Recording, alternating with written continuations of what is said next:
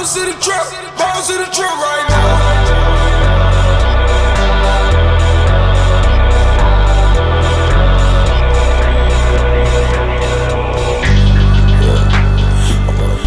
I'm on a motion trip right now. I'm bounce to the trip right now. On a motion trip right now.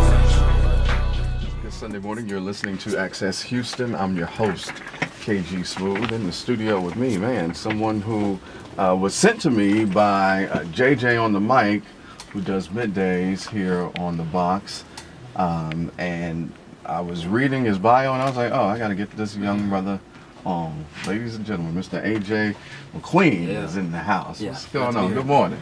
Good morning. Glad to be here. What's up, Houston? H-Town. Man, you've had a lot going on. Local activist, been featured on 106 and Park, was awarded by President Obama. Give the people of H-Town a brief bio of yourself. Oh, well, originally from St. Louis, St. Louis, Missouri, other known as Ferguson, according to the media now. And, I've had my life handed to me in different ways. I used to be in the gang, I've been shot, and so, God has allowed me to go through different things and set me up to where I can, change my life. And so, I started sharing my story with people, and that's pretty much how it started, sharing my story with people. And, when you start doing that, people catch on, and it actually makes impact. And then, doors start to open here and there to where actually I've been able to be on larger platforms, be able to share my story to more people and help change lives, man. And that's really my approach. That's my plan, now, God has other plans in store, so we just working together. Well, let's talk about it because, it could be some little knucklehead that's up this early that done been up all night, turned to the max. How did you get involved in a gang or what made you want to join a gang? Well, family. I mean, like where I'm from in St. Louis, Midwest, you can look at it by ways of Chicago, you can look at it by ways of St. Louis and Detroit, all them different areas, kind of the same dynamics. Social dynamics is, it's family oriented. So, when there's really a gang, family, when a family is really gang infested, you've been in a gang, you've had, born into it. Yeah, your cousins, your uncles. If it doesn't start with, people before you, predecessors and things like that, then I like to think that there's no need for a gang or that type of social dynamic involved. So, me, I'm just doing what everybody else is doing in the family. I got an uncle who's been in praying for 30 years. I got uncles who's dead. I have cousins and everything like that. So growing up, that was just a normal thing to do. You go outside your front door, you don't think you're in a gang until somebody say that's what you're in, because there's no bad perspective with it. You just think that's family. Like when I was younger, I went to my first 6-4 party. 6-4 party was like the blood party, and we were young, we were like 7 years old. Now wait. Now when you're saying family, are you saying like blood related, genetically attached family? Okay. Yeah, and then St. Louis is based off where you live. So if we claim 6-4, then 6-4 is actually our address. 6432, 6452. So it's not something we just grab and create a set and just start doing stuff. So it's family oriented, and when you go out and you doing things with your family, blood family, and somebody come and of the opposite family, and they start beef or they shoot or whatever, they'll shoot you too. So by affiliation, by the social dynamic, you're automatically involved into a war that you didn't even know existed. And so where I'm from, that's how it's created. And then when you get into that, then you have to fight. I remember coming home from school, middle school, walking down the street, I got chased by 13 dudes. And that's just because of whatever is happening with the family. And as it relates to our internal family, the whole 6-4 is family. So, but it's different. It's hard to widespread, the whole gang dynamics, but I can ultimately say affiliation, family, and then a lack of support and involvement, social involvement, that people will want to do. So if it's some young person listening to this now, 9 times out of 10, your reason for wanting to get into that is either either family related or the lack of support, the lack of friendship, or the lack of notoriety through gangs. So. Oh man! So how did you get out? With it being a part of the family, I'm sure that had to be, a difficult situation to be in. Or was it something that happened that you were like, you know what, I'm sorry.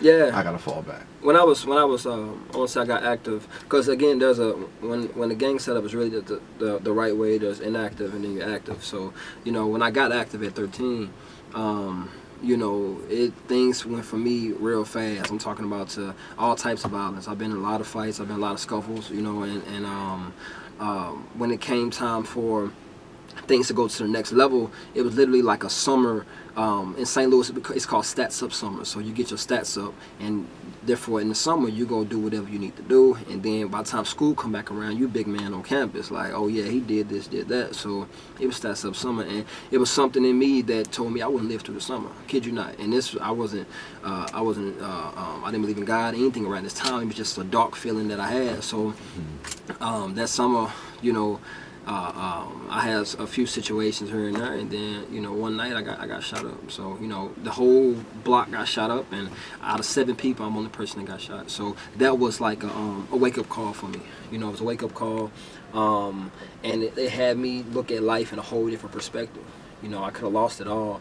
You know, and a lot of people call it stupid, but where if you can't go back to a place like St. Louis or even some places here in Houston, you know, you can't go and call what their social perspective is stupid. Mm-hmm. You will never reach them. You will never relate. You will never understand because the frame of reference is so different. So if you're not taking time to understand the dynamics, understand their social dynamics, understand their culture, which is a subculture, you know, technically, because it's not the real culture. But if you don't take time to understand their subculture, you go and disrespect it.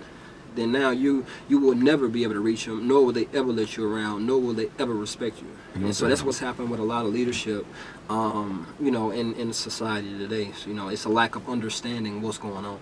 Wow. You're listening to Access Houston. I'm your host, KG Smooth. We're talking to local activist AJ McQueen.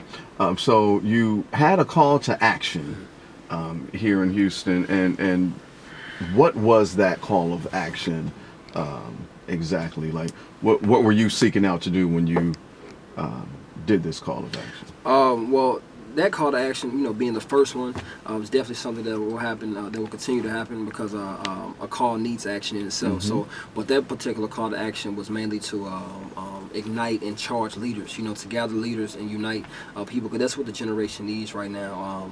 You know, if we look at the times and how history repeats itself, every time there is a climate change, I want to say, and, you know, a social climate change, there is the ground, or the times cry out for people to stand up. And you'll see people start to speak up more now.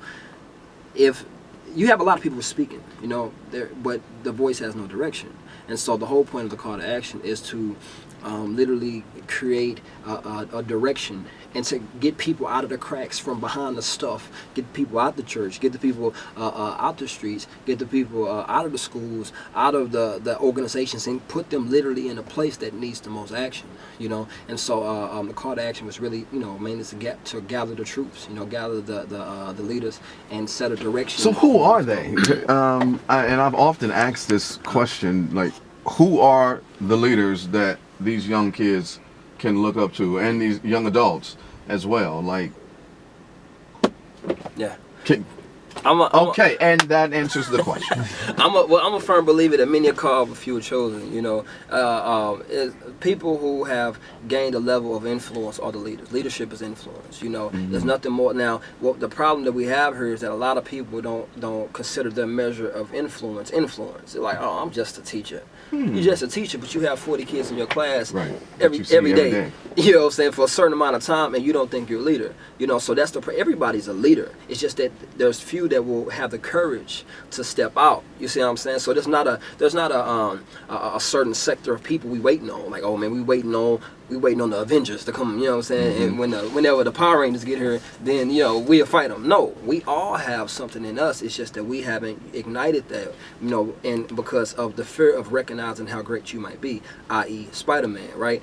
Peter Parker, when Uncle Pete died, he told Peter Parker, with great power comes great responsibility. I'm a big Marvel fan, by the way. So with great power comes great responsibility, right? So a lot of people, it's the same charge to everybody else. It's just that because of the responsibility of the power, I don't want to accept that task, because if I accept it, I'm responsible every day. Like, even as a radio host, you're responsible for what you say on the air. So just imagine that responsibility, and that's just a job. Now, what if we put the same measure of responsibility in life? then we'll take our own charges leaders. Wouldn't nobody have to charge us? So the whole point of call to action is for me to ignite, set a direction, set a pattern for us that we need to do. You know, we have something to do, and it's to let and I'm gonna say this: it's to let the cowards know if they're cowards. You know, it's to let the courageous know if they're courageous. The charge is for you to accept or decline. But after you decline it, you now know that you're called. You know, I go back to superhero movies, Batman. You know, if you remember Batman, the one with Bane in it, and you had that one cop who was the chief, and when it really got rough, they couldn't find him. You know what I'm saying? Yeah. Commissioner had to go to his house, knock on his door, like, hey, bro, we need you out here. All this stuff you were talking before. That's how a lot of people are doing.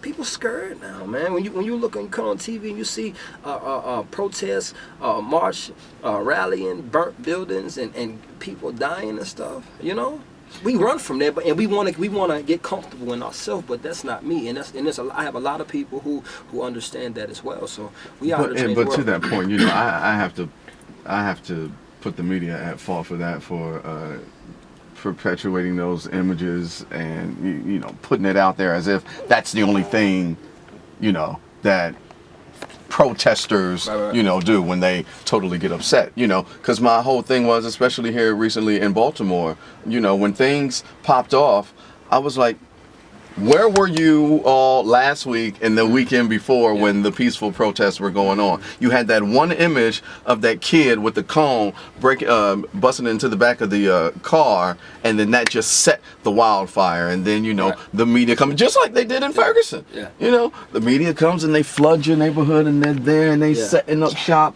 But y'all don't never want to come when the positive things are going on. And so, you know, I gotta hold the media to a higher standard, because everybody is not that. I don't. Once again, what we were talking about before we even started talking. Sensationalism. Yeah, you that's know the whole what I mean? point. The media, come on, man. And the thing about it is, the reason why I'm not a big. I mean, I respect the holding the media responsible, but we have to understand the agenda of people. We have to understand the agenda of these. Again, everything is a social dynamic. You know how to fight against it. You know, I don't believe in. You know, like you got some people that say, man, we need to march against the media. How you gonna march against the media? No, what we do is we infiltrate the media, then implode. Not explode, because you're not going to exploit it from the outside, right? We have to infiltrate and implode it from the inside, and that's how we do. You know, so the whole goal with the media is they have an agenda, they have a job that they're going to do. You know, and so but we have to have a job that we're going to do, because the media can only present what you give. They can't create nothing. You know what I'm saying? And that's the sad thing about it. I mean, they'll take something and try to give it a different perspective, but they can't create. We create. You know, they're driven by that almighty dollar.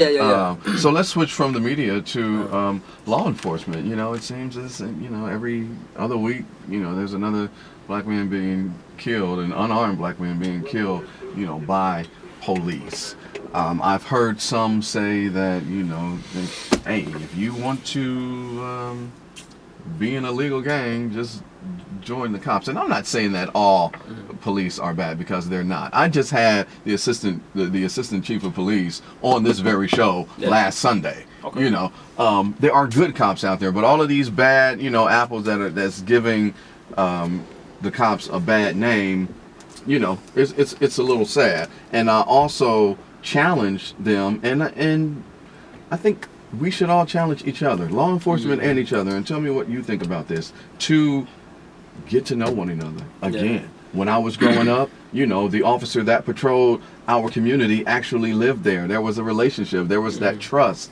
You know, now, not so much. Cats live out in the suburbs, and then they come and police, you know, in the inner city, and, you know, they got police brutality. They, you know, just talk to people any type of way. So there's no trust. Right.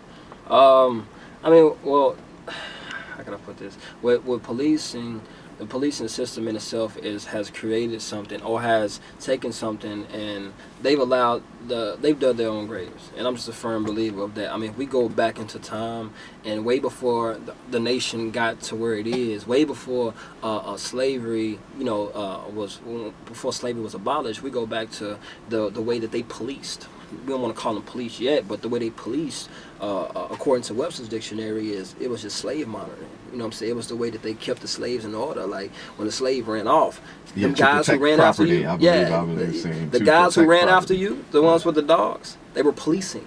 You know, they made sure that everything was stayed in order. So now we come and as everything evolves, things evolve, but some things are not let go. Some things are overshadowed. They're not addressed, but they're not let go. There's no real remedy to it because we just evolved something that was already bad and just created something else, and now we want it to be seen as good. Well, somebody like me, I look at it as, I agree, there's not, every cop is not bad, and my issue is not with the police necessarily, it's with the policing system that are policing the police, and so the same way that we are giving cops this bad name, I don't think we're giving cops a bad name. I think the cops are giving cops a bad name, even the cops that are good.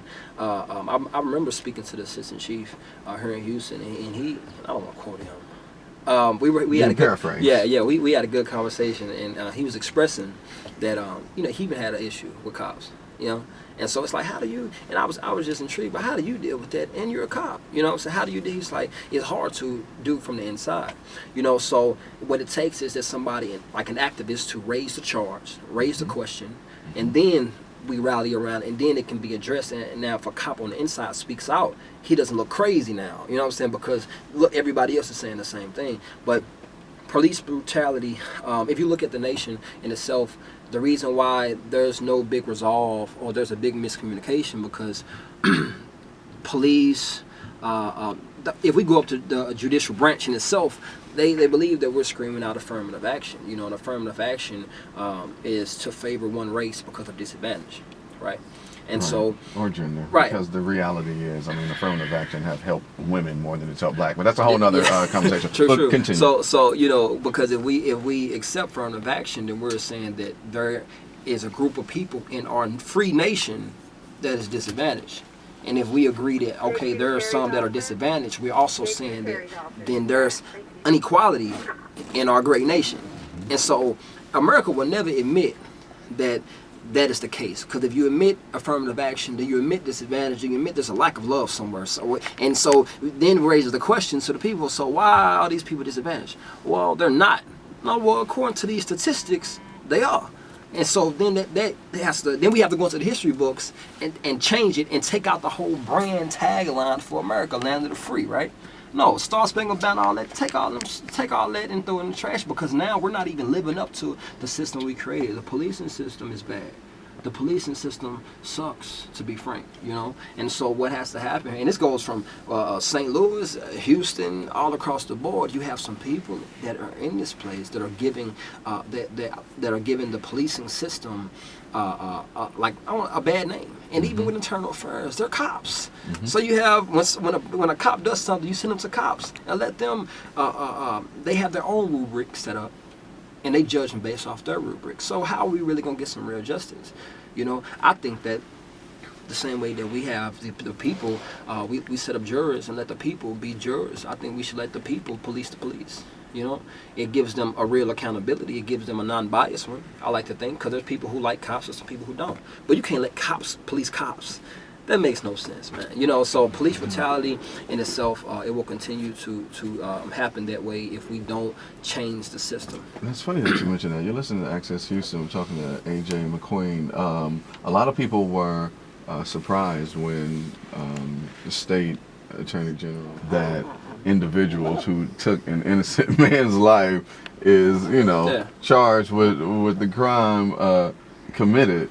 Your thoughts on that? I'm honestly, that's great, but I'm not moved until they get convicted. Because one thing we know about this nation, man, is that again, they take sensationalism and they weigh it out. You know what I'm saying? It's like the media and all these different things, they work together. So yeah, we got them indicted. Yeah, they got, but they got charged, but they're not convicted. Because now we are excited. We a little excited, but then we like, man, there's still this big old piece left that has to happen. You know, it's nothing more than the same excitement level. It's the same for. I was watching the Rockets game yesterday, and you know, watching the Rockets game Thursday night. Yeah, you know what I mean. And I was watching the Rockets game, and you know, you're looking at them and they winning, but you also know they have the other team has another chance, and they got a game 7. So it's like I want to be real happy, but you also know that the amount of happiness you have right now because they won tonight, you'll lose it all when they lose.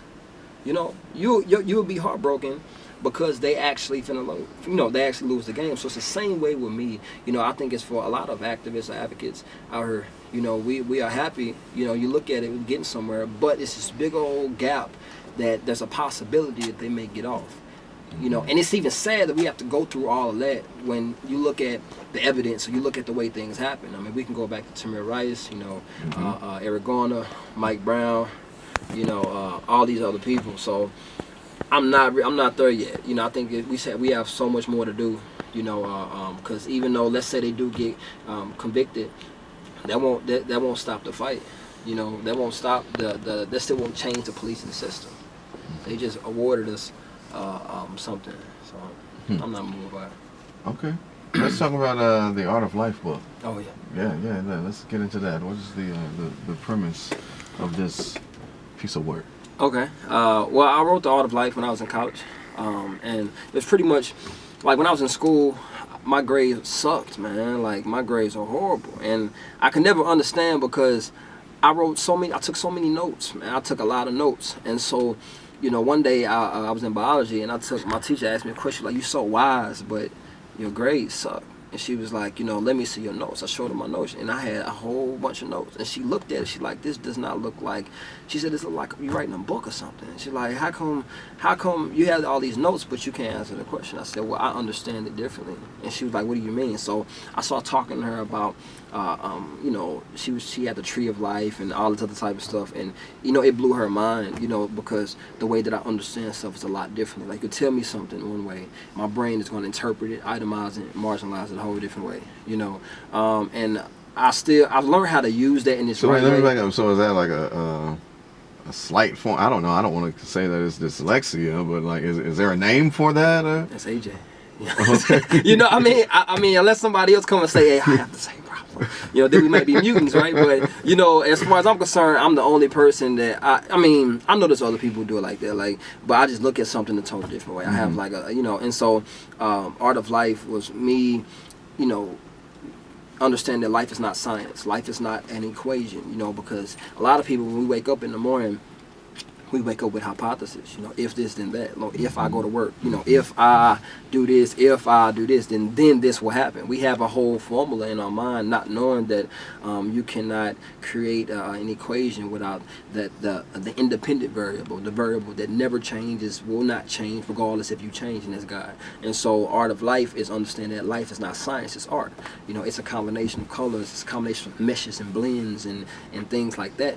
It can look like a mess, but if God is the artist, then it makes the mess a beautiful mess. You know, so Absolutely. and it's a self-help, and it's inspirational. So I've used some things in my life, and I pretty much walk down different things as it relates to integrity, identity, purpose, growth, and I've talked about 2 complexes. One is the Jonah complex and the inferiority complex. And so the book is, you know, it's one that creeps up on you, and I love that. I love the whole submarine effect. Is it everywhere? It's available. It's available Barnes and Nobles online, Amazon online, you know, all that. And like I say, it's one that I believe it can change the face of how we look at ourselves, you know, because they help me. They help me understand something about my life and stop forcing life, you know, and understanding that it's something that has to be looked at a certain way. We're nothing but a piece, a part of a bigger process, a bigger picture. And so, you know, Art of Life, I've traveled with the book. Like I've spoken at a lot of colleges, universities, and even everybody from even middle schoolers. You know, I've given it to like abandoned kids and kids in homeless shelters, all the way up to doctors. You know, and people have great respect for the book. Yeah, that's what's up. Make sure you pick that up. Lock on the Barnes and Nobles, or you know, jump on that Amazon. Yeah. Get that thing in and out. So understand you're a singer. You got a new project coming out? Yeah. Or a single? I'm a What's rapper. popping? You know. Oh, you're a rapper. Okay. Yeah. See, they didn't say. They just said. Right. Musician, right? Yeah. There we go. Yeah. I'm a musician, man. Yeah. Where can they follow you on the social media and all that? Check out your music. I got some stuff. Info. Yeah, I got some stuff online. Like I said, I'm a rapper and I do poetry as well. I just like to call myself an MC. You know, overall, however you interpret it. You know, if you interpret it as poetry, rap, whatever. But I have a single coming out called 7x70, and if anybody know where that comes from, it's a biblical term. You know, it's biblical reference. You know, as it relates to forgiveness. You know, the disciples asked Jesus, "Hey, man, you know, how many times should we forgive a person?" And he was like, "Well, you know, I know you heard 7 times, but I say 7x70. You know, 70 times 7, however way you look at it. And it's about forgiveness. And I believe that is the cure, that is the resolve, that's the remedy for everything that's going on in the nation. You know, we have to practice forgiveness because, you know, it's an issue, but it's a deeper issue. It's a love issue. You know, and so I believe that that's something that we should be teaching more. So in the song, it's featuring Christian Grey. And the song will be out soon. Like it'll be out, and hopefully I'm able to come back and you know, do a premiere. You know, stay here at the station or whatever. But you know, you can check that out on Above Ground, you know, entertainment.com, and you can check that out, and it'll be on Amazon, you know, iTunes, all that type of stuff. And then I have stuff already out there like poetry. You can go online, YouTube, all this. So we got some stuff coming, man. Just know that there's something happening here, and it's gonna be big. So, you know, be on the lookout for that, you know. Ladies and gentlemen, local activist, rapper, author, philanthropist, Mr. AJ McQueen, man. Thank you for stopping by. Actually, man, I could have talked to you the whole hour. Man, we could go. Wrap this thing up. We could have kept on going, but I got to wrap this thing up. So I definitely appreciate you coming through. Respect. No doubt. And you have been listening to Access Houston. Yeah. Yeah, that was some good stuff. Yeah, man, we was just getting started, He's man. the wrong person to talk to because he'll go all day. But you like it though. No, but it's so much great information. Like you get to the point where you're like, oh, we gotta stop. We like, yeah. I love it, man, because we actually getting somewhere, man. Yeah. Blessings to you, man. Blessings to you. No doubt. Yeah, Thank man. you for coming. No, man, I appreciate that the y'all opportunity. picked it up. Yeah. Thank you. Picked up